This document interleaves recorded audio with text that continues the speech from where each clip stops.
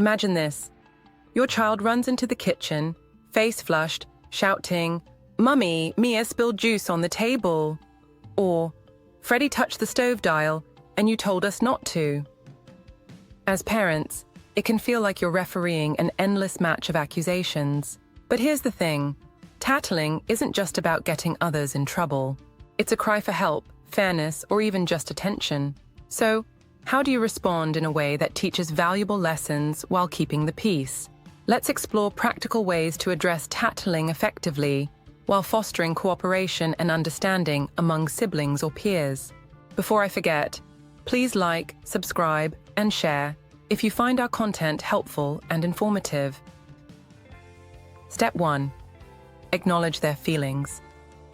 The first thing to do when your child comes running with a complaint is to show you're listening. Children want to feel heard, even if their concern seems minor to you. When we validate their emotions, we're teaching them that their feelings matter and modeling empathy. For example, instead of brushing off "Mia spilled juice," you might say, "Oh no, you're upset because the juice is all over the table. That must feel frustrating." When a child says, "Freddie touched the stove dial," respond with, "You sound worried because touching the stove could be dangerous. Let's talk about it."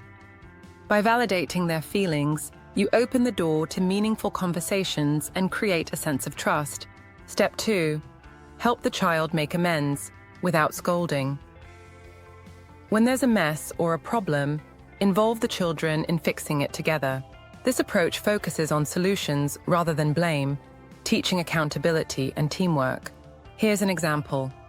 If Mia spilled juice, say, "Let's get a cloth and clean it up together." Invite the tattler to help too.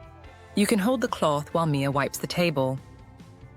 This turns a moment of tattling into an opportunity for collaboration. If Freddie touched the stove dial, try saying, "Freddie, the stove can be very dangerous. Let's put a reminder sign here so we all remember not to touch it." What should the sign say? When we shift the focus from punishment to problem solving, children learn that mistakes are part of learning and that they can contribute to solutions. Step 3. Encourage problem solving. Empowering children to solve their own issues is one of the most valuable skills you can teach. When a child tattles, use it as an opportunity to help them think critically about the situation and find a resolution.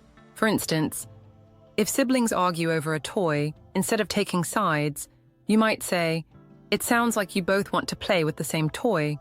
How can we make this fair?" Encourage them to brainstorm ideas like taking turns or playing together. If a child complains about someone not following a rule, involve them in reinforcing it. For example, leaving shoes on indoors makes the floor dirty. How can we remind everyone to take them off? Let them take ownership by creating a sign or coming up with a fun reminder. By guiding children to think about solutions, you're building their confidence and teaching them essential life skills. By the way, if you are looking for an amazing nursery to send your little ones to, check out our website at purplebeesdaynursery.com.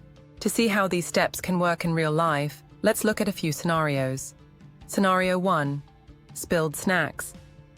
During snack time, Oliver comes running, yelling, "Isla knocked over her crisps on the floor." Instead of scolding Isla or brushing Oliver off, you acknowledge his feelings. "Oh, you're upset because there are crisps everywhere." Then, you involve both children in cleaning up. "Isla, let's grab the dustpan. Oliver, can you hold the bin open for her?"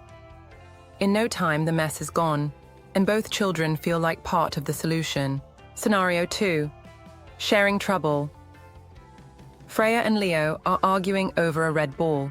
Freya tattles, "Leo won't let me have a turn." Instead of intervening directly, you say, "It sounds like you both really want the red ball.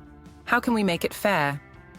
With your guidance, they might decide to take turns or use a timer to track how long each child gets the ball. Not only do they learn to negotiate, but they also feel proud of solving the problem themselves. Scenario 3. The sofa jumper.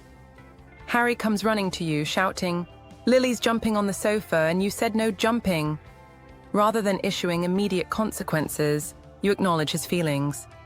You're worried because jumping on the sofa isn't safe. Then involve Lily. Lily, Harry is worried you might fall. What could we do instead of jumping?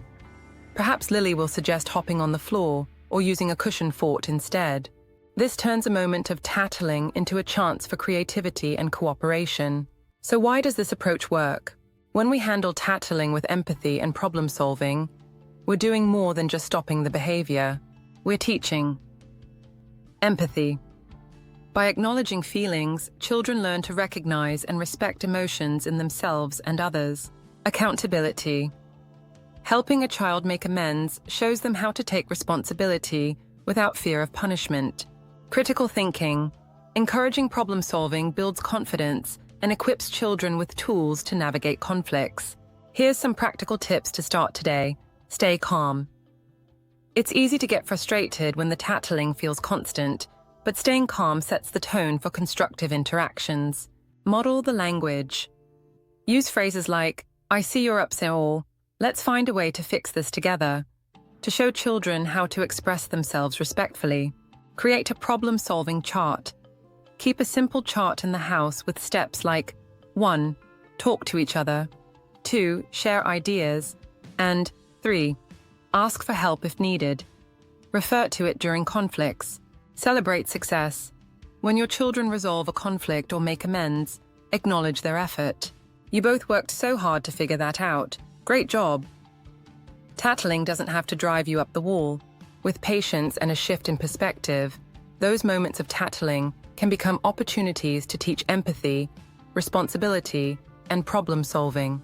The next time your child runs to you with a complaint, take a deep breath, listen, and guide them towards a solution.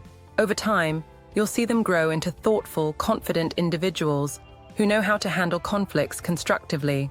Don't forget to like, subscribe, and share if you find our content helpful and informative.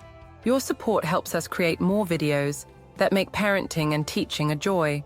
For more information, visit us at purplebeeschildcare.com. Thanks for tuning in, and make sure you enjoy every moment with your children.